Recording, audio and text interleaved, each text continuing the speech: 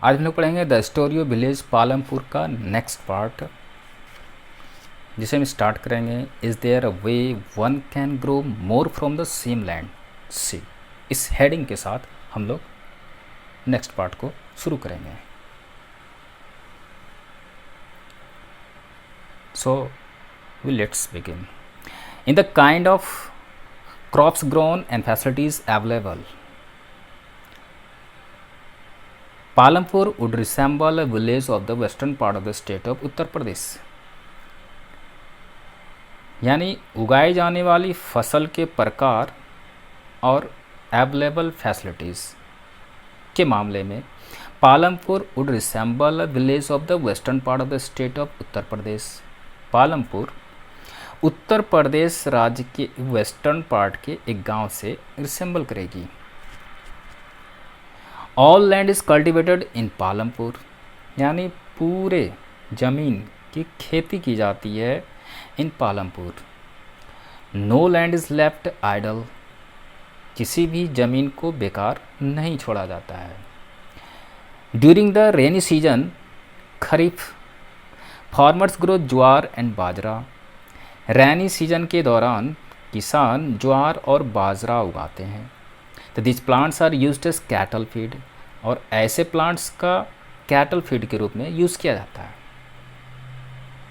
It is followed by cultivation of potato between October and December. इसके बाद अक्टूबर और दिसंबर के बीच आलू की खेती की जाती है। इन द विंटर सीजन यानी rabi, fields are sown with wheat, यानी विंटर सीजन में फील्ड्स में व्हीट बोए जाते हैं। From the wheat produced, farmers keep enough wheat for the families consumption and sell the surplus wheat at the market at Raiganj. यानी उत्पादन हुए व्हीट से, गेहूं से, किसान काफ़ी गेहूं फैमिली के कंजप्शन के लिए यानी परिवार के भरण पोषण के लिए रख लेते हैं। And sell the surplus wheat at the market at Raiganj, और रायगंज के मार्केट में सरप्लस व्हीट को बेच आते हैं। यानी जो अतिरिक्त गेहूं होती है उसे वो रायगंज के मार्केट में, बाज़ारों में बेच आते हैं। A part of the land area is also devoted to sugarcane. Land area के पार्ट को भी शुगर केन को डिवोट कर दिया जाता है, यानी शुगर केन के लिए समर्पित कर दी जाती है। Which is harvested once every year, जिसे साल में हर साल यानी कि एक बार हार्वेस्ट किया जाता है। Sugar cane in its raw form और as jaggery is sold to traders in Shahpur. कच्चे रूप में शुगर केन या जैगरी के रूप में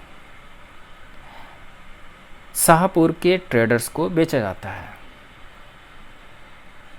The main reason why farmers are available to grow 3 different crops in a year in Palampur is due to the well-developed system of irrigation।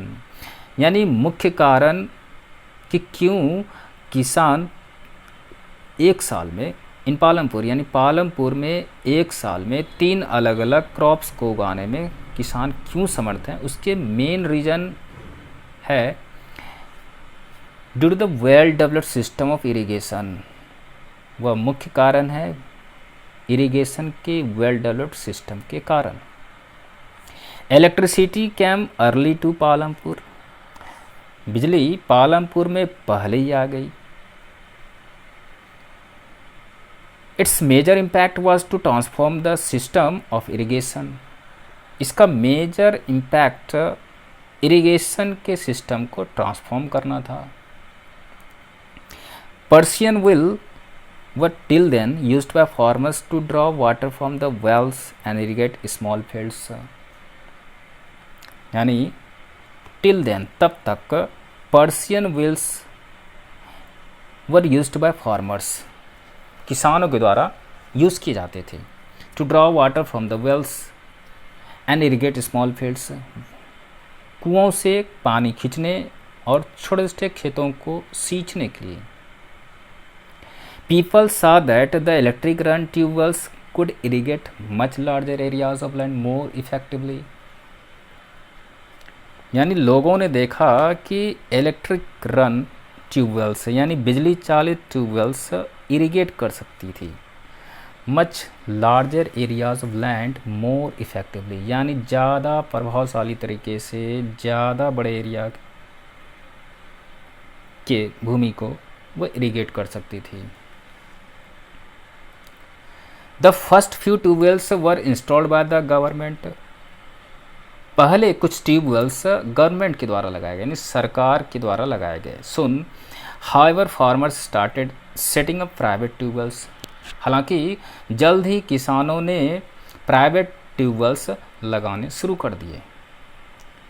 As a result by mid 1970s the entire cultivated area of 200 hectares was irrigated, परिणाम स्वरूप mid 1970s तक entire cultivated area of 200 hectares was irrigated, यानी 200 hectares के पूरे cultivated area को irrigate किया गया। Now in boxes, not all villages in India have such high level of irrigation. India में सभी गाँव में इतने हाई लेवल के इरिगेशन नहीं है। Apart from the riverine plains, coastal regions in our country are well irrigated, यानी riverine plane से दूर या से अलग कोस्टल रीजन्स वेल इरिगेटेड होते हैं। इन कंट्रास्ट, इसके मुकाबले plateau regions such as the Deccan plateau have low level of irrigation. Deccan plateau regions में जैसे कि मतलब प्लेट्यू रीजन जैसे कि डेक्कन प्लेट्यू में लो लेवल के इरिगेशन है। Of the total cultivated area in the country, a little less than 40% is irrigated even today.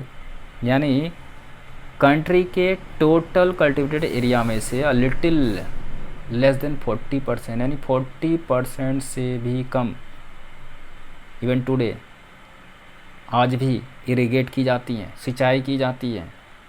In the remaining areas farming is largely dependent on rainfall, बाकी बचे क्षेत्रों में farming काफ़ी हद तक रेनफॉल पर डिपेंडेंट है यानी निर्भर है।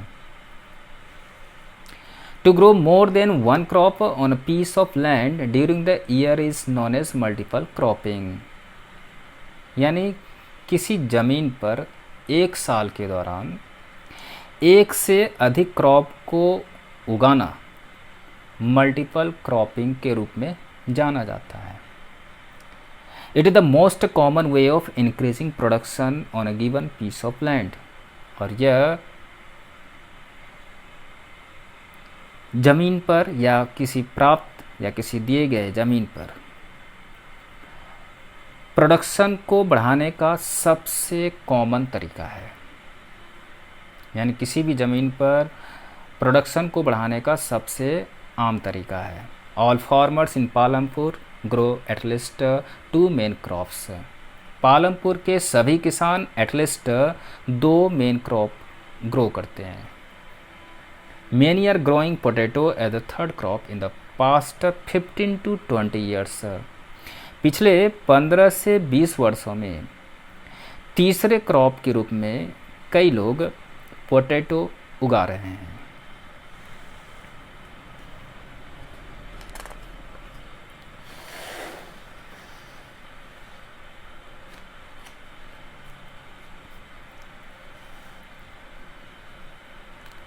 Now, is it important to increase the area under irrigation? क्या इरिगेशन के अंडर में एरिया को इंक्रीज करना इम्पोर्टेंट है? Why? So you have read about the crops grown in Palampur. You have seen that one way of increasing production from the same land is by multiple cropping. यानी हमने और आपने ये देखा कि प्रोडक्शन को सेम लैंड से यानी एक ही ज़मीन पर से प्रोडक्शन को इंक्रीज करने का एक तरीका है मल्टीपल क्रॉपिंग के द्वारा। The other way is to use modern farming methods. दूसरा तरीका है मॉडर्न फार्मिंग मेथड्स को यूज़ करना।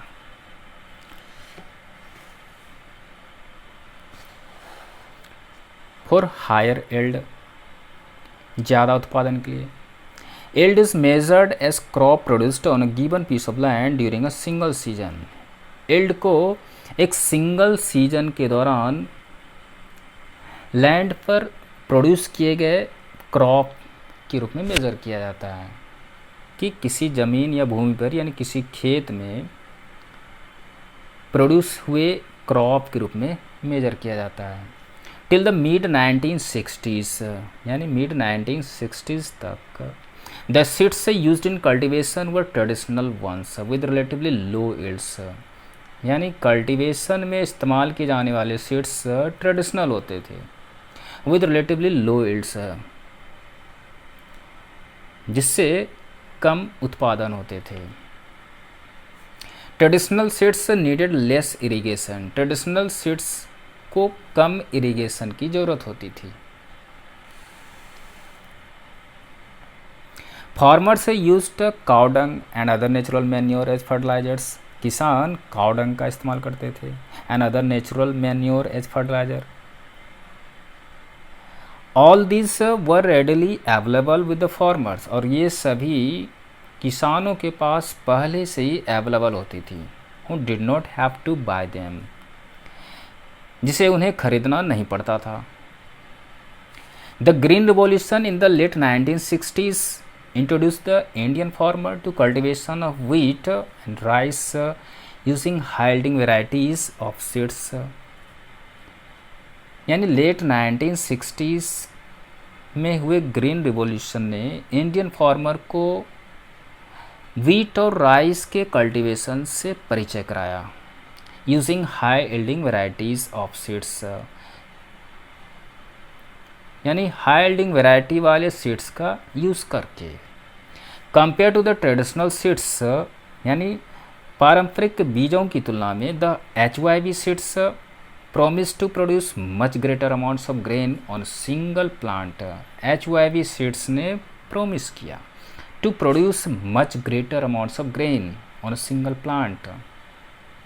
As a result, the same piece of land would now produce far larger quantities of food grains than was possible earlier।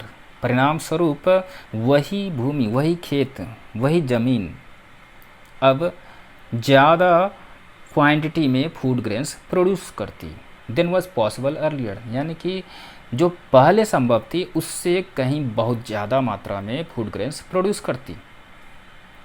HYV seeds however needed plenty of water and also chemical fertilizers and pesticides to produce best results।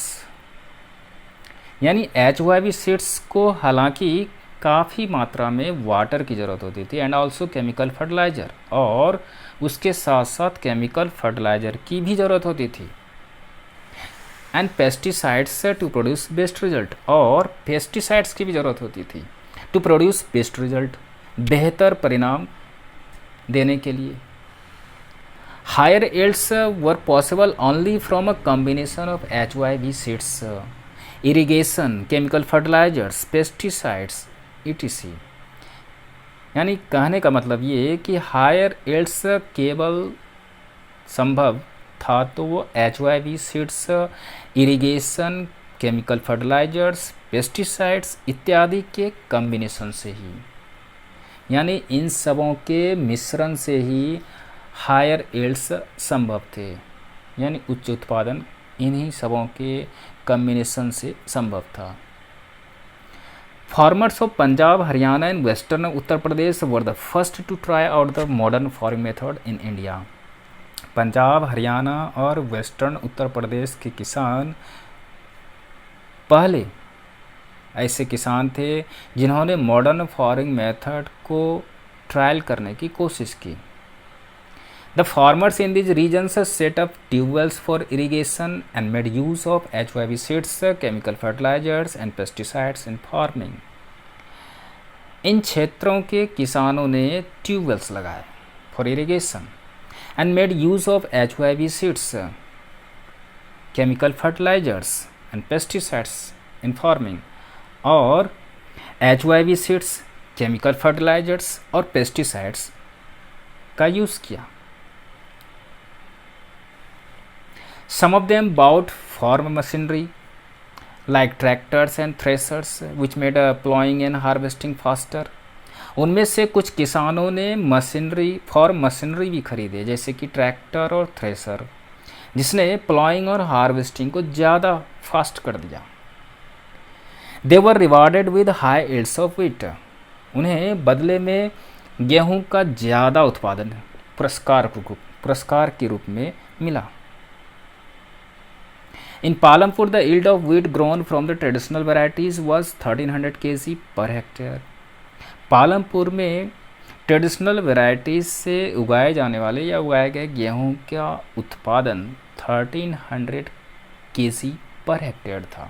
But with the HYV seeds, लेकिन HYV seeds से the yield went up to 3200 kg per hectare, यानी उत्पादन 3200 kg per hectare तक चली गई। तो there was a large increase in the production of wheat, और परिणाम स्वरूप व्हीट के प्रोडक्शन में लार्ज इंक्रीज हुई, काफ़ी वृद्धि हुई। Farmers now had greater amounts of surplus wheat to sell in the markets, यानी अब किसानों के पास मार्केट में बहुत ज़्यादा मात्रा में सरप्लस व्हीट को बेचने के लिए थे।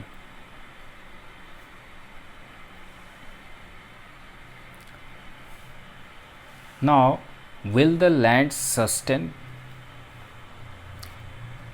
So, land being a natural resource, it is necessary to be very careful in its use. यानी एक नेचुरल सोर्स होने कारण, लैंड एक नेचुरल सोर्स होने कारण it is necessary to be very careful in its use, यानी कि इसके यूज़ में बहुत ही केयरफुल होना अनिवार्य है। Scientific reports indicate that the modern farming methods have overused the natural resource base. यानी साइंटिफिक रिपोर्ट्स ये इंडिकेट करती है कि मॉडर्न फार्मिंग मेथड्स ने नेचुरल रिसोर्स बेस का ओवर यूज़ किया है, यानी दुरुपयोग किया है या दोहन किया है। In many areas green revolution is associated with the loss of soil fertility due to increased use of chemical fertilizers. कई क्षेत्रों में ग्रीन रिवॉल्यूशन सॉइल फर्टिलिटी के लॉस से जुड़ी हुई है, due to increased use of chemical fertilizers, chemical fertilizer के increased use के कारण। Also continuous use of ground water for tubewell irrigation has reduced the water table below the ground. इसके साथ ही ट्यूबवेल इरिगेशन के लिए ग्राउंड वाटर का continuous use ने water table को ग्राउंड के नीचे ला दिया है। Environmental resources like soil fertility and ground water are built up over many years, यानी एनवायरमेंटल रिसोर्सेज यानी पर्यावरणीय संसाधन जैसे कि सॉइल फर्टिलिटी और ग्राउंड वाटर कई वर्षों के बाद बनते हैं या तैयार होते हैं। Once destroyed it is very difficult to restore them, यानी एक बार जब वे डिस्ट्रॉय हो जाती है, नष्ट हो जाती है, तो उन्हें रिस्टोर करना बहुत ही कठिन होता है। We must take care of the environment to ensure future development of agriculture. हमें अवश्य ही एग्रीकल्चर के फ्यूचर डेवलपमेंट को इंश्योर करेंगे, उसे सुनिश्चित करने के लिए एनवायरनमेंट की देखभाल करनी चाहिए।